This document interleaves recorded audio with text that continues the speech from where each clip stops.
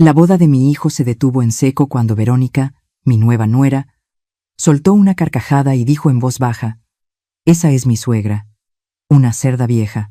Yo agaché la cabeza, hasta que el padre de la novia me vio y dejó caer su copa como si hubiera visto a un muerto. En ese instante supe que el secreto que escondí 20 años acababa de reventar frente a toda la familia. Pero antes de continuar, revisa si ya te suscribiste al canal y comparte en los comentarios desde dónde nos estás viendo. Nos encantaría saber hasta dónde llegan nuestras historias de venganza. La luz de la tarde en el Valle de Guadalupe caía sobre los viñedos como un velo morado, con olor a tierra húmeda y a mosto. Yo me encontraba en plena boda de mi hijo, usando un vestido azul marino sencillo que contrastaba con la elegancia exagerada de quienes me rodeaban. La copa de champaña me vibró en los dedos cuando escuché la risa de Verónica, la recién casada, clara y filosa, como cuando se quiebra un vaso. «Esa es mi suegra, una cerda vieja». Nadie más lo oyó, pero en ese segundo sentí que todo se ladeaba. Sonreí, conteniendo el sabor salado que subía por mi garganta.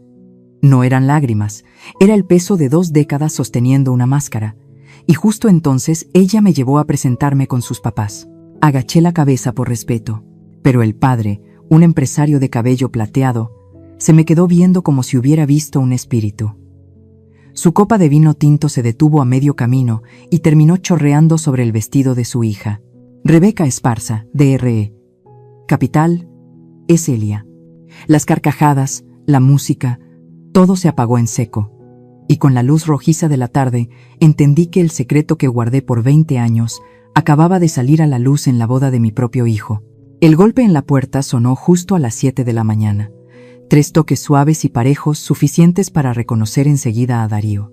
Mi hijo jamás venía a casa a esa hora, mucho menos después de una boda que terminó casi al amanecer. Dejé la taza de café en la mesa y me acomodé el chal sobre los hombros. Al abrir la puerta, el aire fresco de Narvarte se metió con olor a pan dulce de la panadería de la esquina y con la humedad de una noche que todavía no se iba. Darío estaba ahí con la camisa toda arrugada, la corbata metida en el bolsillo y unas ojeras profundas. «Mamá, anoche, ¿qué fue lo que pasó?». Su voz sonaba ronca y agotada, mezclada con un enfado triste, la voz de alguien que no ha pegado el ojo y anda buscando un poco de paz. Me quedé quieta unos segundos, sintiendo cómo esa pregunta no hablaba solo de la boda, sino de todos los años en los que yo había preferido guardar silencio. Me hice a un lado y con un gesto le indiqué que pasara. «Siéntate», dijo. «Te preparo un café». La cocina chiquita se llenaba con la luz suave de la mañana, mientras el burbujeo del agua y el olor a canela y piloncillo del café de olla parecían aflojar un poco la tensión. Darío tomó asiento frente a la mesa de madera gastada, con las manos entrelazadas y la vista perdida en nada. Coloqué 2 tazas frente a nosotros, inhalé hondo y me senté. «Quizá ya es hora de que te cuente algunas cosas». Empecé a hablar casi en un susurro, temerosa de romper algo delicado entre nosotros. «Yo creo que ya sé lo que escondes». Merumí interrumpió. Sus ojos oscuros tenían un brillo extraño, una mezcla de dolor y duda. «Anoche, cuando el papá de Verónica te reconoció, todos se quedaron fríos. Nunca había visto a ese hombre tan espantado. ¿Quién eres, en realidad?». Cerré los ojos y solté el aire despacio. El sonido de la cucharita, al mover el café, se sintió como un golpe seco. «Sigo siendo tu madre, Darío, pero hay partes de mi vida que guardé para protegerte». Él levantó la mirada con el ceño apretado. «¿Protegerme de qué? ¿De la verdad de que no eres la mujer común que decías ser?». Esa frase dolió más que cualquier cosa que pudiera decir Verónica. Miré hacia la ventana, donde el sol empezaba a pintar la pared de dorado. «Cuando tu papá vivía, creó una tecnología nueva de baterías. La vendimos y recibimos una cantidad muy grande, más de lo que imaginas, pero no se lo contamos a nadie. Invertimos sin hacer ruido. Guardé todo en secreto para que crecieras como un hombre que entiende el valor de ganarse las cosas, sin que el dinero te desviara del camino». Darío se recargó en la silla y dejó escapar una risa seca, casi dolida, mientras decía: «Y mientras yo me partía el lomo 10 horas diarias, cuidando cada peso para alcanzar a pagar el depa, tú podías comprarte todo el edificio sin mover un dedo, ¿verdad?». Yo no respondí. Qué curioso. Hay ocasiones en que una madre solo puede cargar con el enojo de su hijo como si fuera una culpa que merece pagar. No quería que perdieras la confianza en el trabajo duro. Tu papá siempre repetía: déjalo caminar solo. Tiene que sentir cómo sopla el viento de la vida. Yo solo seguí lo que él decía. Darío me miró un buen rato. Luego asintió despacio, aunque el reproche seguía latiendo en sus ojos. ¿Y Verónica? ¿Don Arturo? ¿Ellos sabían algo? No, nadie sabía nada. Hasta anoche. El sonido de mi celular cortó el ambiente espeso. En la pantalla apareció Daniela Pineda, mi asesora financiera desde hacía casi 10 años. Abrí su mensaje sintiendo cómo el pulso me retumbaba en la garganta. Doña Rebeca, la CNBU acaba de abrir una nueva revisión sobre 2 fideicomisos a nombre de la filial de RE Capital. Alguien podría estar intentando acceder a los archivos. Tenemos que hablar de inmediato. Me temblaron los dedos al dejar el teléfono sobre la mesa. Darío me miró con una desconfianza renovada. ¿CNBU? ¿Fideicomisos? Mamá, ¿qué está pasando? Apreté la mandíbula intentando mantener la calma. Debe ser una auditoría de rutina. Ya veré con Daniela después. No. Mamá, quiero saber, ¿desde cuándo tienes tu propia empresa? ¿Desde cuándo le temes a la Autoridad Financiera Nacional? Solté una risa breve, amarga, con un tono casi metálico. No les tengo miedo, hijo. Solo que cuando la gente se entera de que estoy detrás de demasiadas operaciones grandes, empiezan las preguntas. Y no estoy segura de que estés listo para escuchar todas las respuestas. Darío guardó silencio. Se puso de pie y apoyó una mano en el respaldo de la silla, como si necesitara afirmarse. Mamá, no estoy enojado porque seas rica. Estoy molesta porque pensaste que no sería capaz de entender. Sus palabras me apretaron la garganta. Observé ese rostro, el de ese hombre que un día cargué siendo un bebé, y que ahora me miraba como si acabara de descubrir un lado oculto de su propia madre. Tal vez me equivoqué, dije con la voz áspera, pero déjame arreglar esto primero. Si algo sale mal, te lo diré todo. Te lo prometo. Darío sostuvo mi mirada unos segundos y luego asintió despacio. Te creo, mamá, pero no voy a permitir que nadie te haga daño, ni siquiera Verónica. Deslicé mi mano sobre la suya. Ese calor me devolvió un poco de paz. Cuando la puerta se cerró detrás de mi hijo, el cuarto quedó envuelto en un silencio pesado. Tomé el celular y volví a abrir el mensaje de Daniela. Al final había aparecido una línea breve, añadida hacía apenas unos minutos. Rebeca, la solicitud proviene del despacho Hurtado. Asociados. Eran los asesores de la familia de Verónica. Cerré los ojos. El café se enfriaba lentamente entre mis labios. Afuera, la voz del vendedor de tamales oaxaqueños retumbaba entre la calle alumbrada, una mañana cualquiera en la Ciudad de México. Excepto que dentro de mí acababa de desatarse una tormenta. El mediodía en Polanco brillaba como oro derretido sobre los aparadores. El tráfico avanzaba con lentitud por la avenida Presidente Masaryk, reflejando la luz en los trajes oscuros y en los vestidos de seda. Llegué 10 minutos antes y me senté sola en la mesa junto a la ventana, desde donde veía las bugambilias moradas floreciendo afuera. El aroma del vino blanco y el tenue tintinear de los cubiertos creaban un ambiente elegante y curiosamente tenso. Cuando Verónica entró, supe de inmediato que había organizado este encuentro no para ofrecer una disculpa. El cabello castaño con ondas suaves, la blusa blanca abrochada hasta el cuello y el bolso Hermès colgado del brazo, todo colocado como si fuera parte de un plan calculado. Se acercó a mí con una sonrisa tan impecable que resultaba falsa. Gracias por venir, suegra.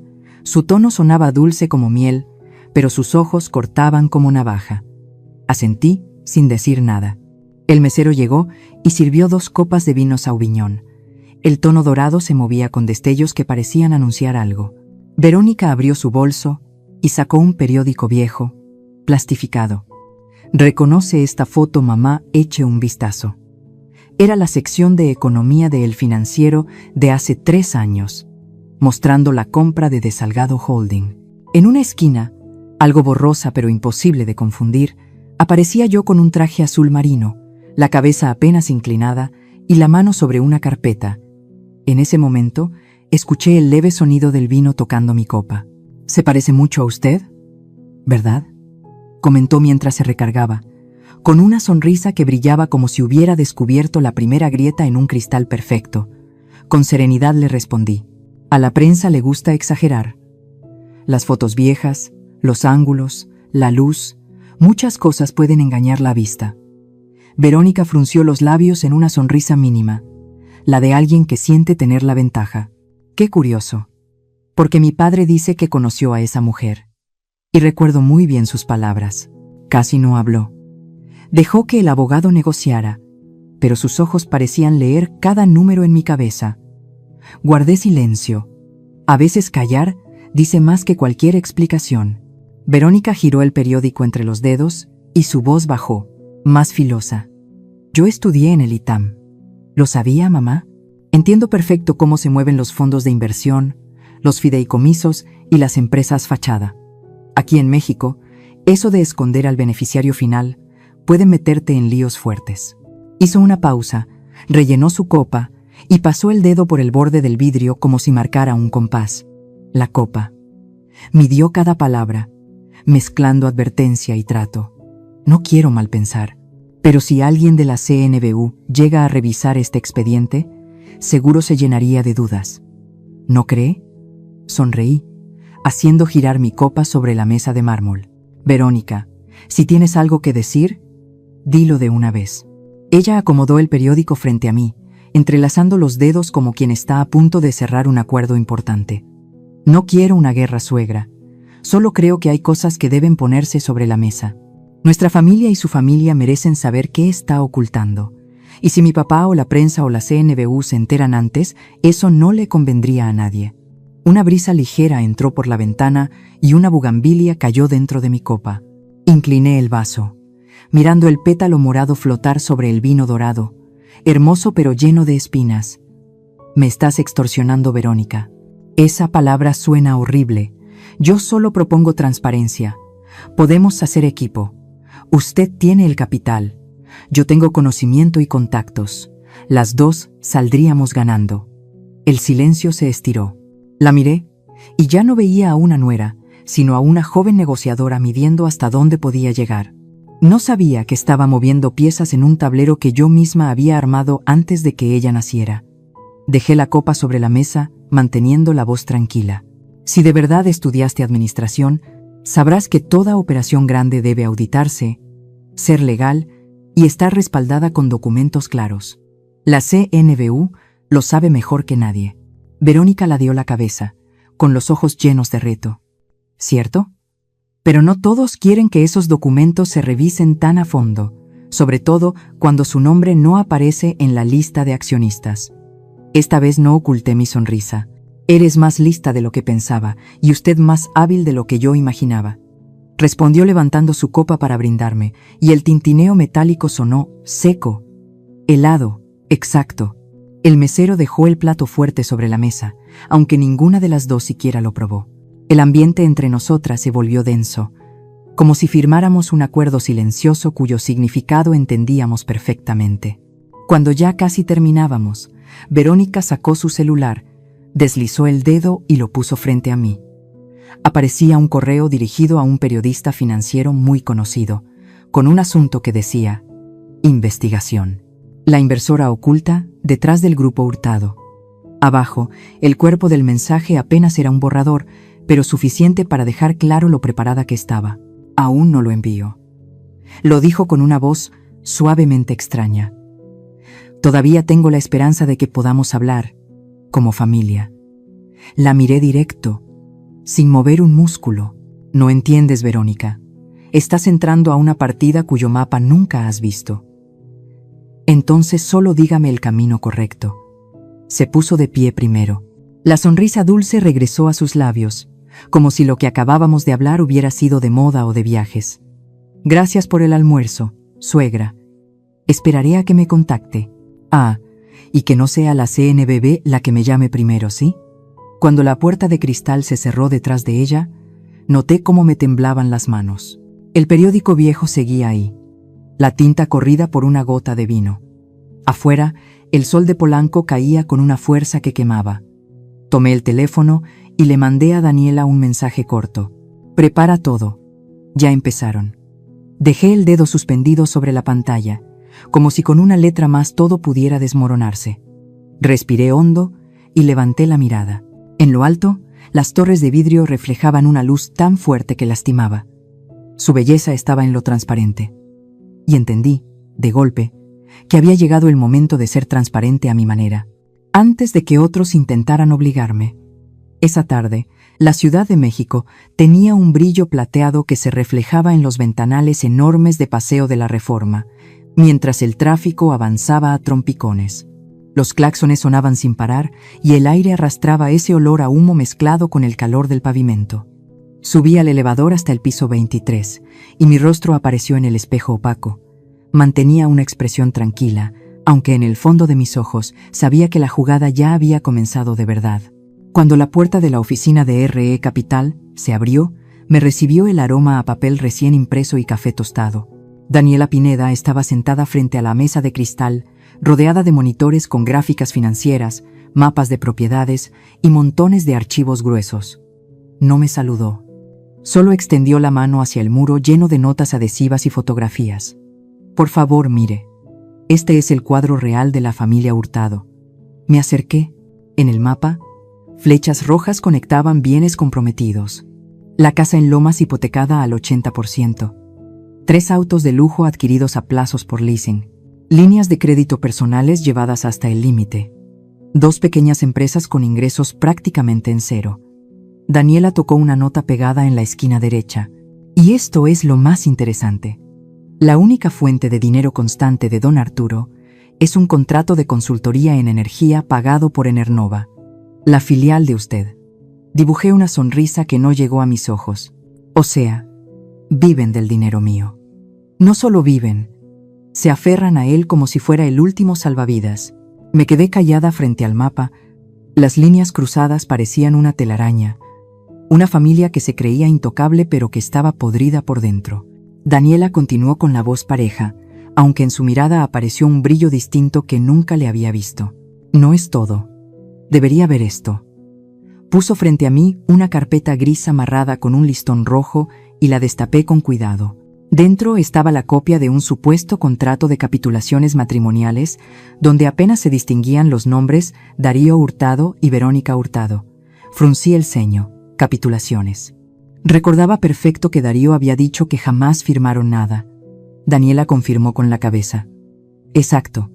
Este documento es falso, aunque está elaborado con una habilidad impresionante. Incluye una cláusula donde se establece que todo lo que generen después del matrimonio será considerado patrimonio común. Y trae firmas electrónicas falsificadas con una precisión tremenda. Si no hubiéramos revisado a detalle los metadatos, cualquiera lo habría tomado como auténtico. Pasé la yema de los dedos por la hoja. El papel olía a tinta reciente, no a un archivo de hace 3 años. Según el rastro del IPE, lo preparó como 6 meses antes del compromiso y pagó una parte de los honorarios del despacho que redactó este borrador usando una tarjeta de crédito abierta a su nombre. Un frío me subió por la espalda. Entonces, desde el inicio, Verónica lo había planeado todo. Daniela volvió a asentir mientras inclinaba la pantalla hacia mí. La línea del tiempo apareció. Pagos pequeños, sueltos, iniciados cuando apenas andaban de novios. Y aquí, dijo abriendo otra carpeta, encontramos transferencias a Agencia Nápoles, una firma de detectives privados. La contrató para vigilarla durante 3 meses antes de la boda. Cerré los puños, aunque mantuve la voz firme. ¿Hay fotografías? Sí, pero no creo que sea buena idea que las vea. Fueron tomadas desde lejos.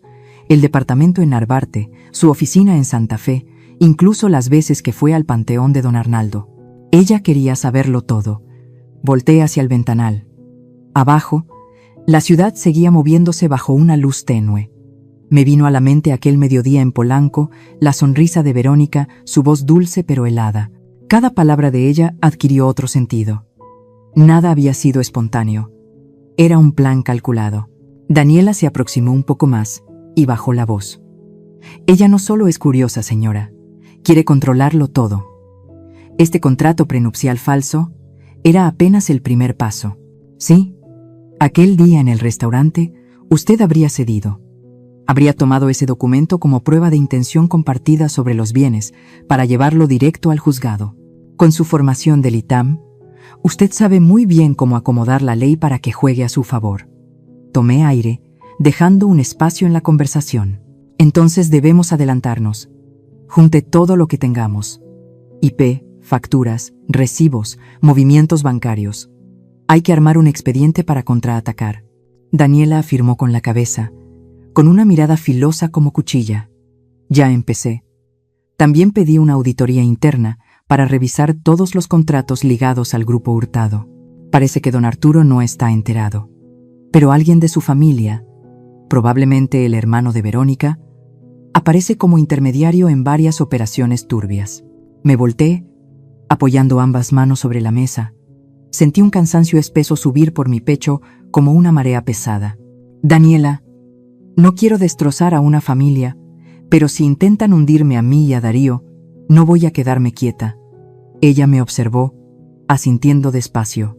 Lo entiendo, pero también sabe que esto ya dejó de ser un problema familiar.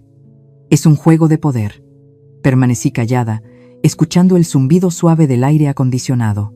Afuera, el atardecer se colaba entre los edificios.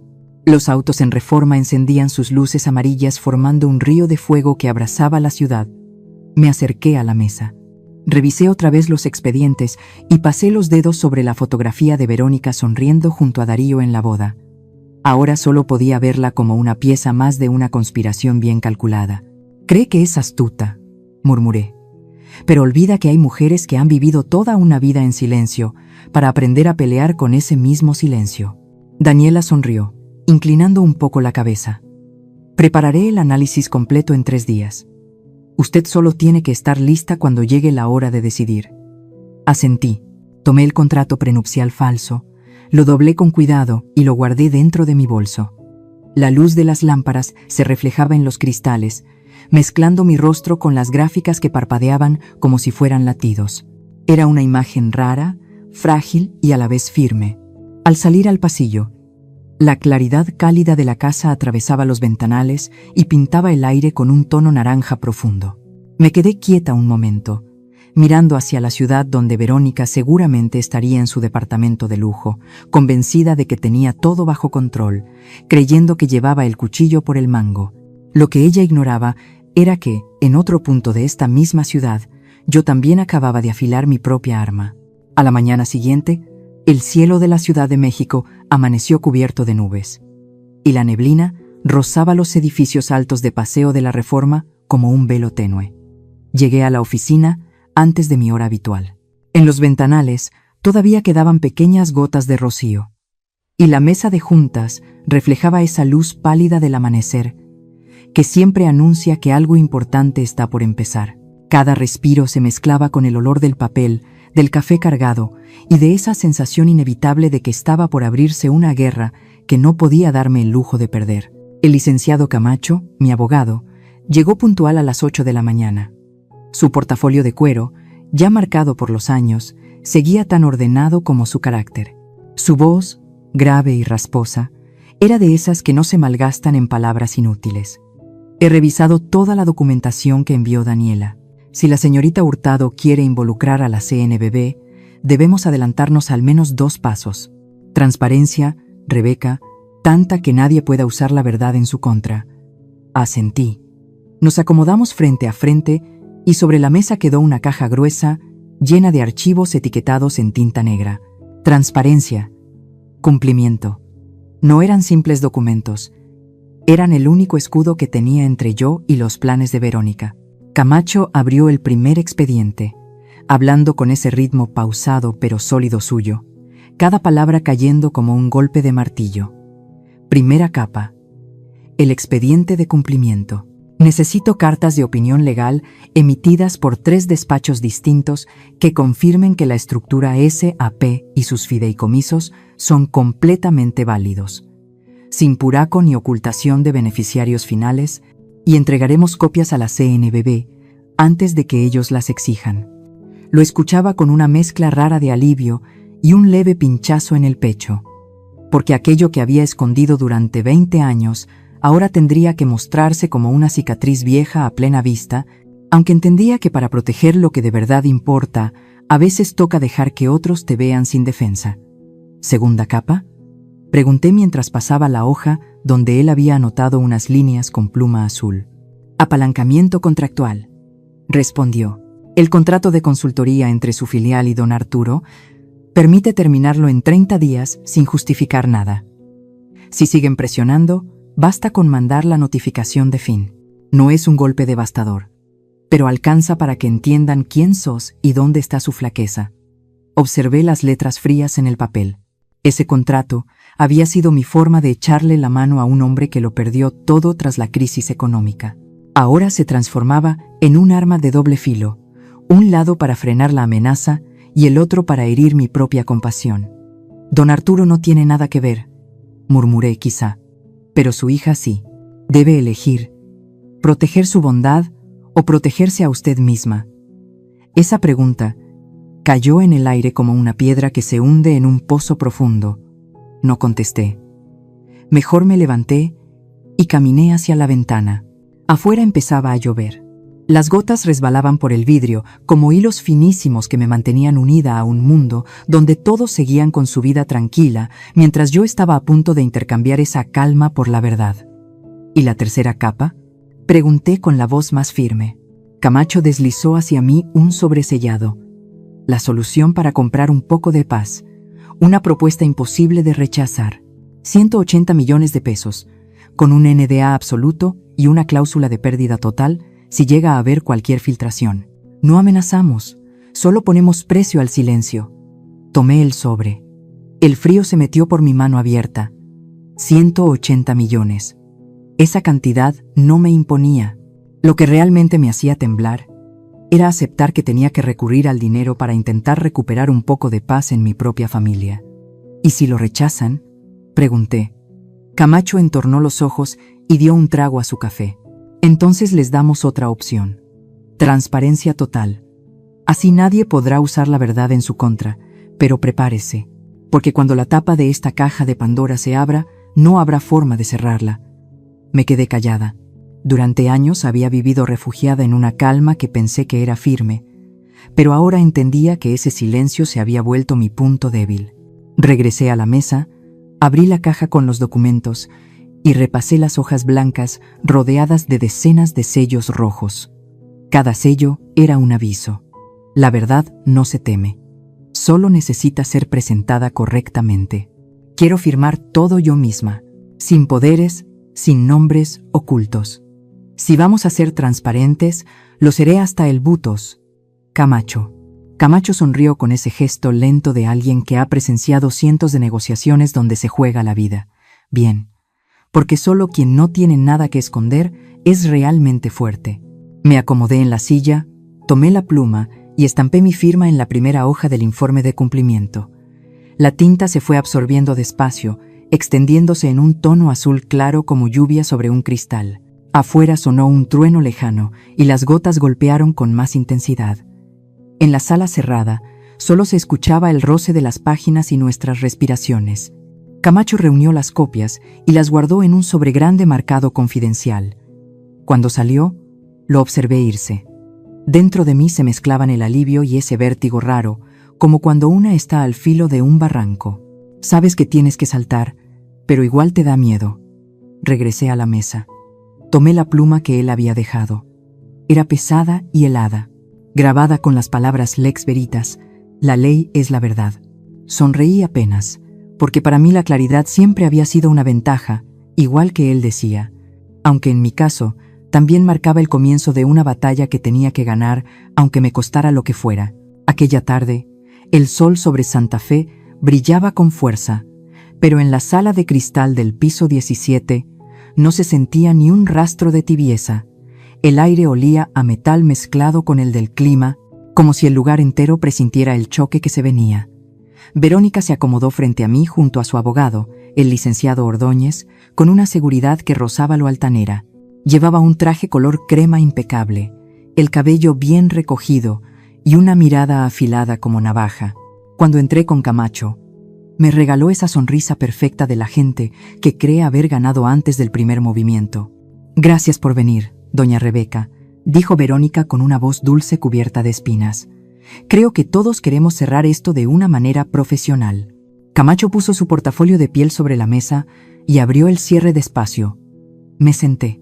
La luz que entraba por la ventana detrás de mí se reflejaba sobre la superficie brillante, iluminando los expedientes gruesos que esperaban como cartas sin revelar. Verónica retomó la palabra con el tono firme de quien cree tener el control. Según la CNBW, ocultar al verdadero propietario de una empresa puede considerarse violación de divulgación obligatoria. Tengo suficiente material para demostrar que usted fue quien estuvo detrás de la compra de Hurtado Holding sin revelar su identidad real. No creo que haya sido un accidente. No respondí, solo incliné un poco la cabeza. Camacho se mantuvo callado mientras revisaba unas hojas. El ruido del papel sonó breve pero seco. ¿Tiene pruebas concretas?, preguntó él. Verónica sonrió satisfecha, sacó un documento de su bolso y lo puso sobre la mesa. Fotografías, registros bancarios y algunas fuentes internas. No diré quiénes, por supuesto.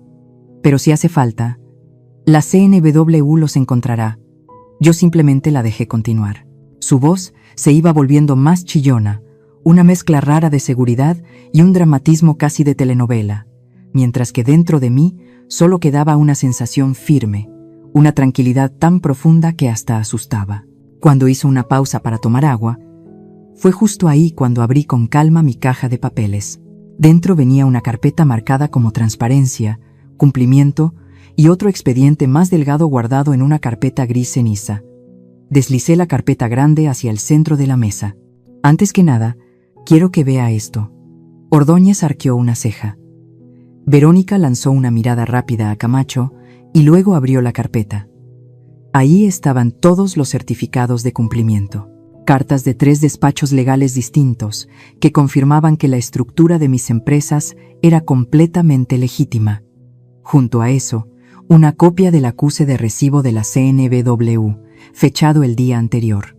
Llegaste tarde, dije con voz serena. Publiqué todo antes de que intentaras amenazarme.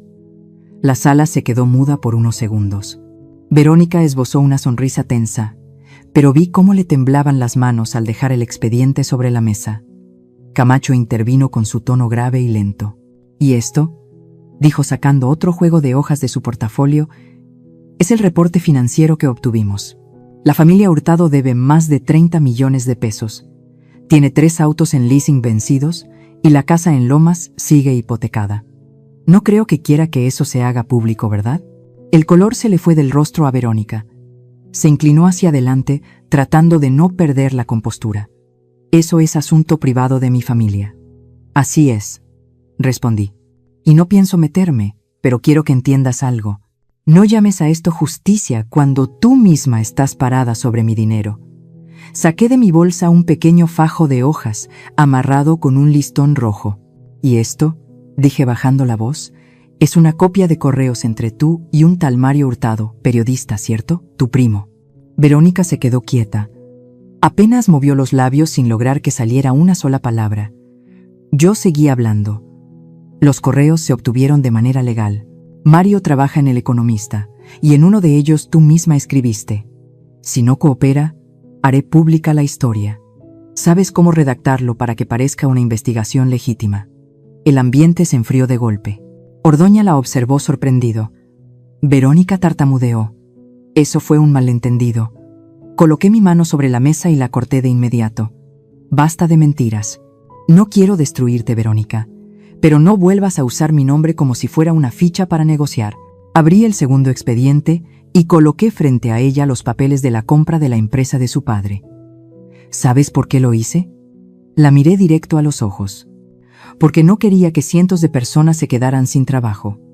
Porque tu papá fue un hombre decente. Aunque no le fuera bien, no compré para quitarle, compré para salvar.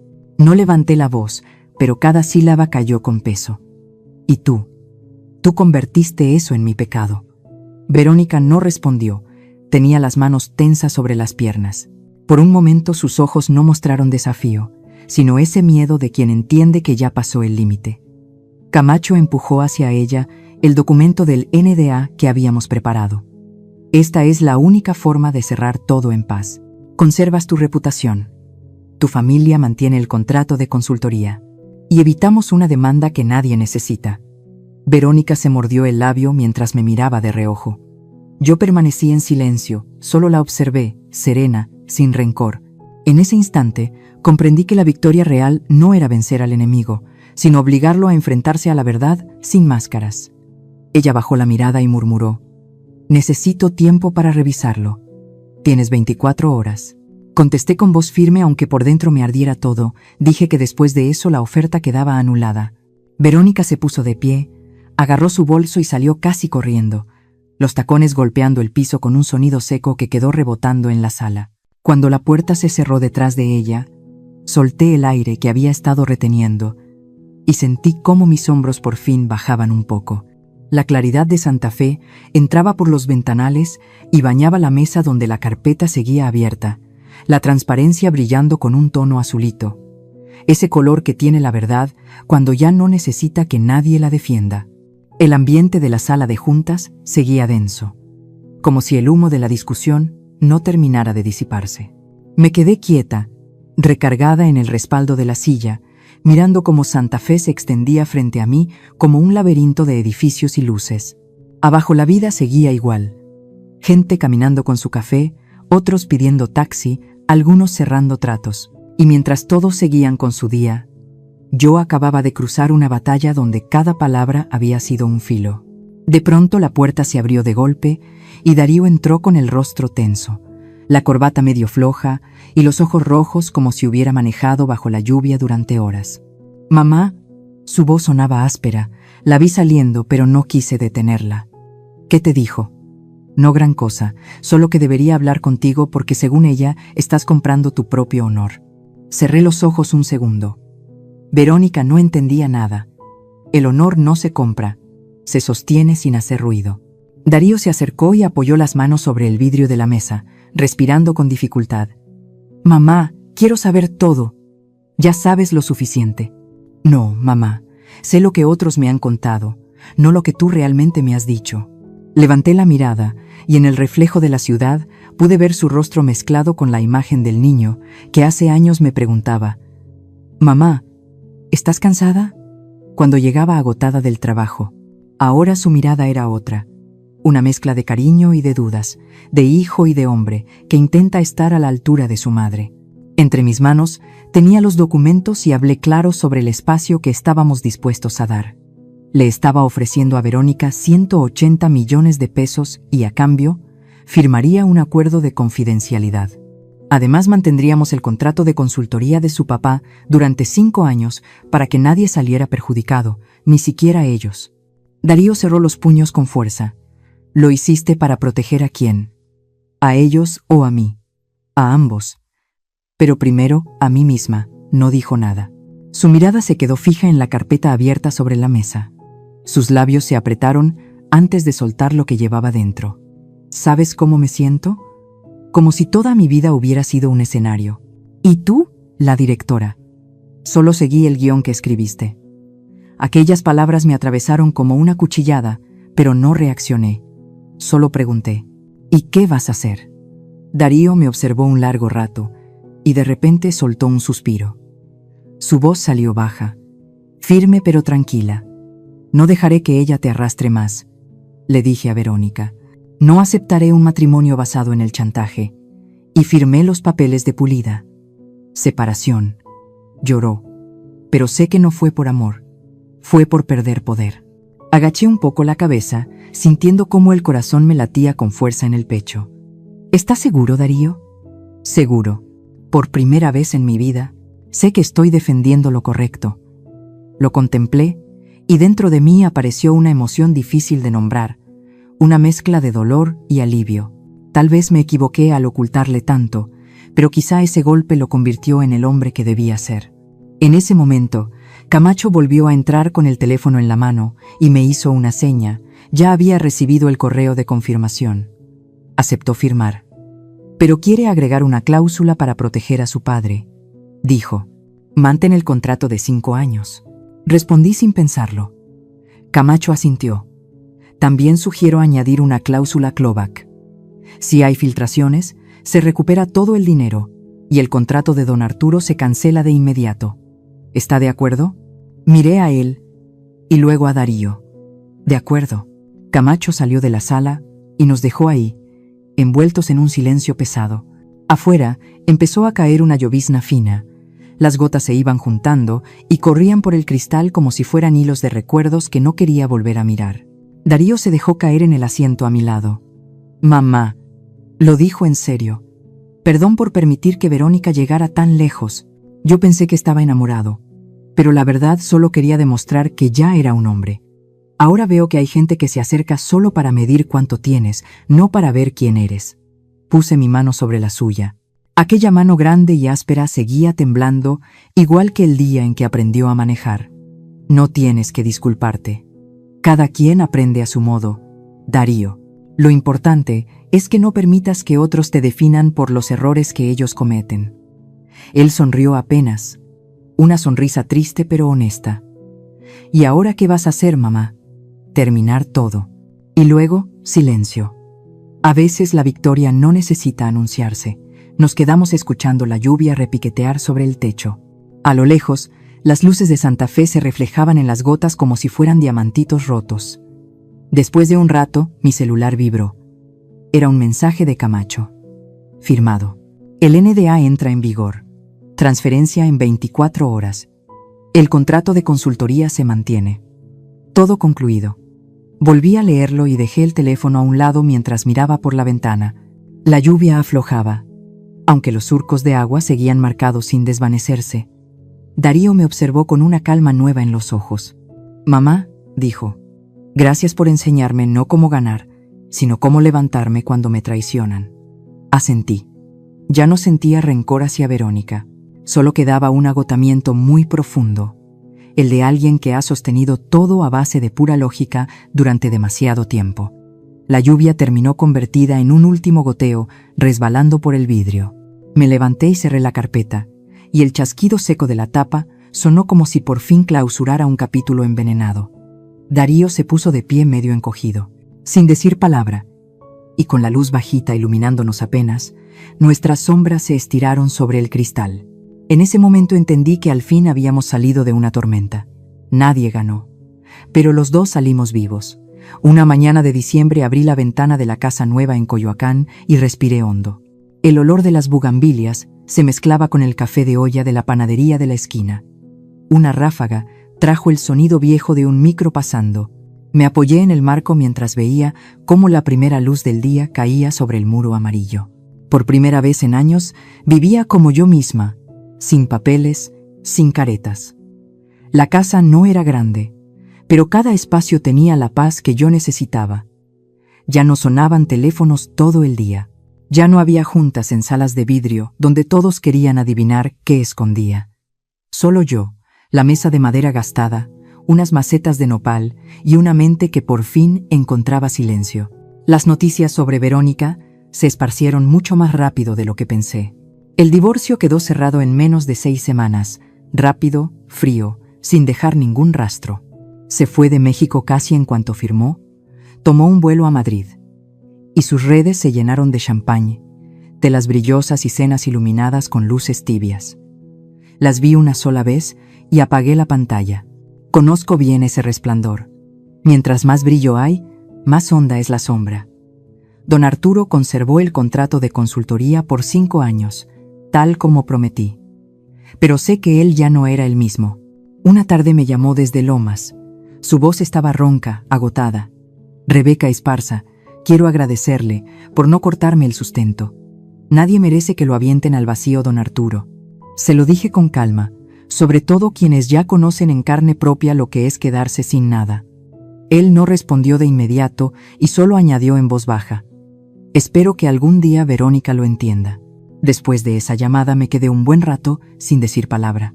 Supe que no buscaba justificar nada, sino pedir perdón en nombre de alguien más. Hay heridas que, aunque no las provoquemos, nos obligan a cargar con ellas en silencio.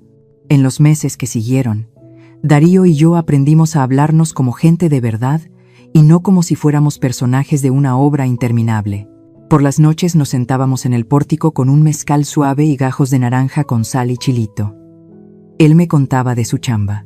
Yo le platicaba de mis años en el laboratorio con su padre, del sueño de crear baterías baratas para los campesinos de Oaxaca. Una noche me dijo, ¿sabes, mamá? Mi jefe soltó algo bien curioso.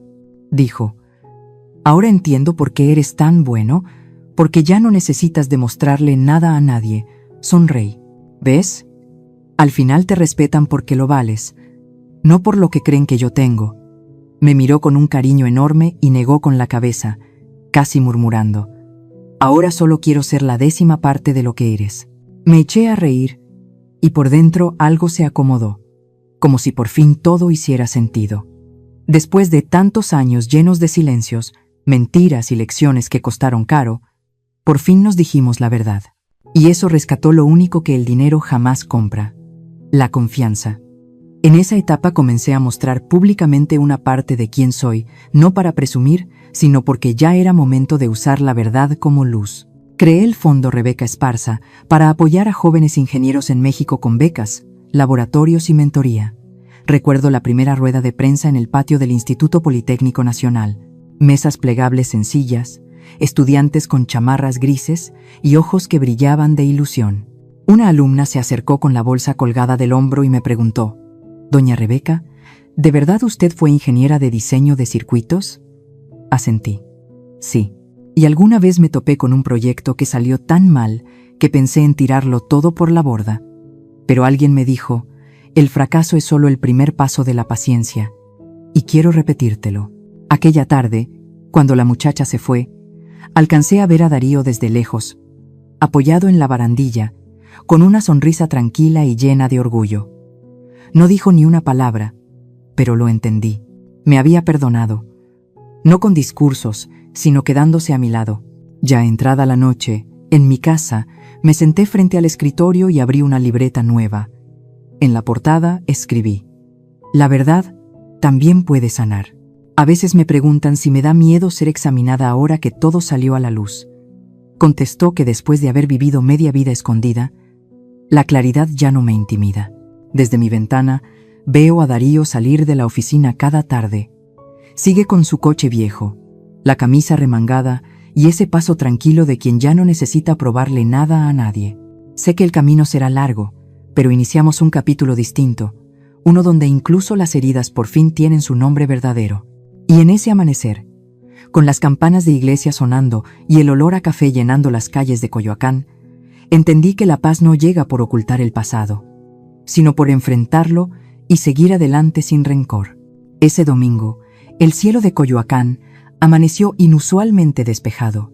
El sol caía sobre la plaza, deslizándose entre los árboles viejos y tiñendo de dorado el muro de la iglesia de San Juan Bautista.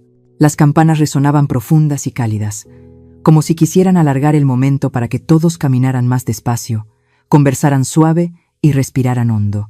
Cargué a Marisela Sofía entre mis brazos, mi primera nieta, piel rosadita y ojos claros como miel tierna.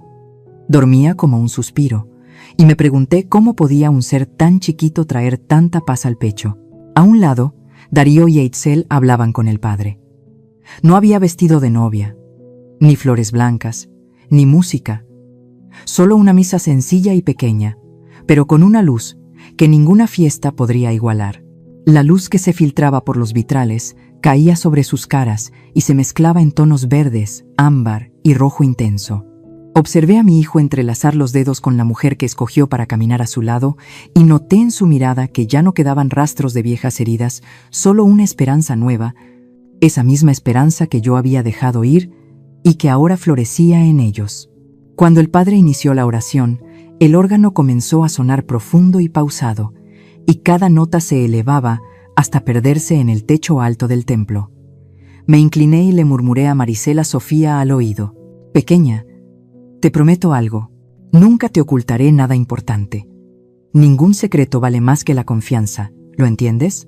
La bebé se acomodó contra mi pecho y movió la cabecita, y su manita diminuta apretó mi dedo con una fuerza que no esperaba.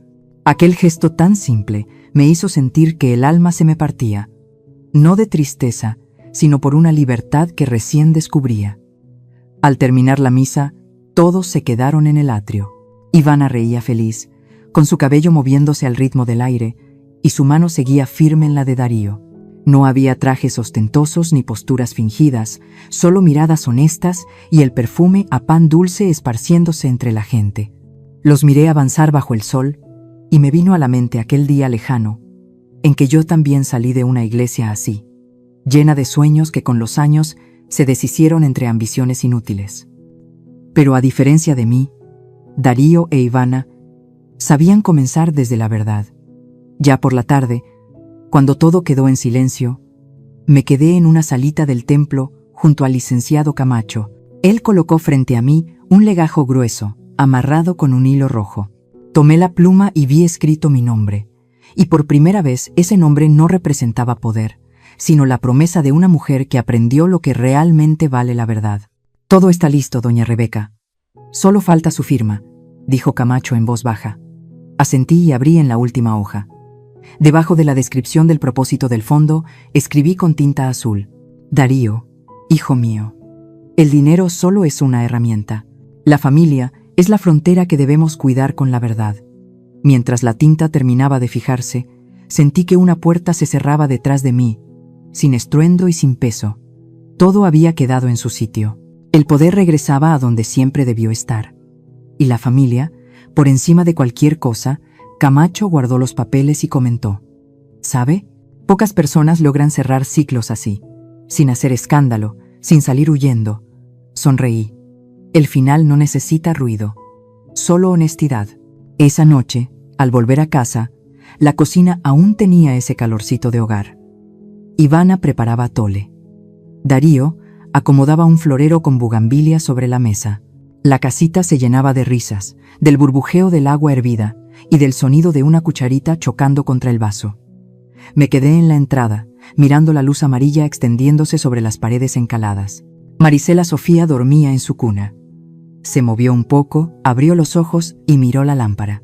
Me senté junto a ella, tomé su manita chiquita y sentí algo distinto. Por primera vez en mi vida, no tenía que esconder nada de nadie.